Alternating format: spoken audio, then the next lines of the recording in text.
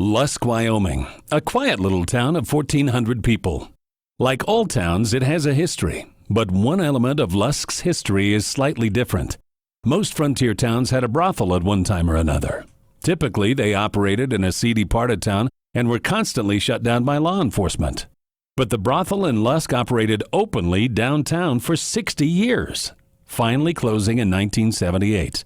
How was this possible? There are truths and rumors, often overlapping each other, that tell the story of one remarkable lady and how the Yellow Hotel became a legend in its time. Well, Madame Dell had the Yellow Hotel, and her ladies looked so fine, with sweet perfume, cozy rooms, and a good hot loving time. But she sent them to church on Sundays, and some to college too. And in the days of the Depression, she helped pull the whole town through. Dell Burke moved to Lusk in 1919 at the height of the Lance Creek oil boom and opened the Yellow Hotel.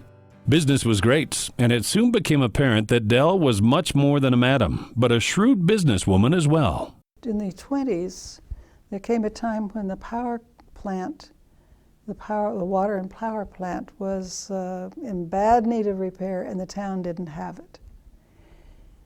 The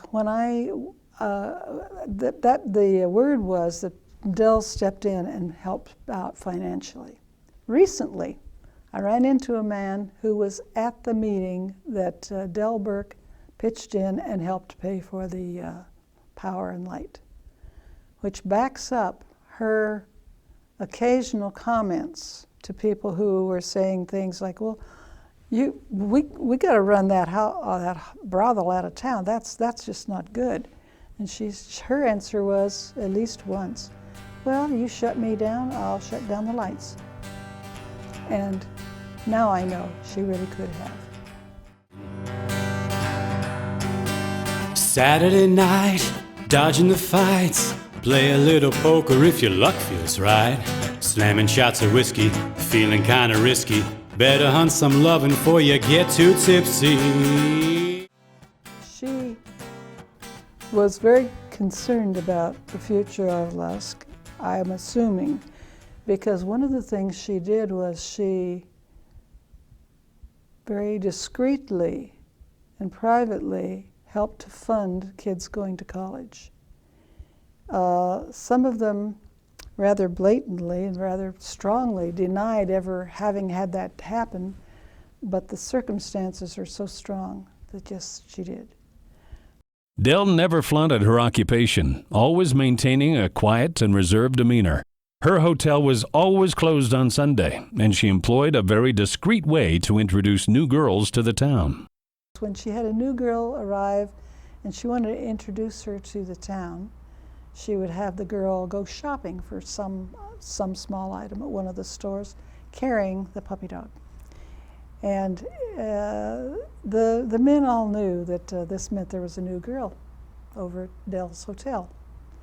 So that was the one way that she did do a little bit of advertising. She always made sure her girls were on their best behavior whenever they ventured to local businesses. A young lady came into the store one day early on. She was dressed in a very bright orange pantsuit. And the minute she stepped in the door, the fragrance of the most wonderful perfume floated through the air. And she probably was carrying the trademark, which was a little dog. Anyway, she wanted to buy a radio on time, pay half and half more in 2 weeks.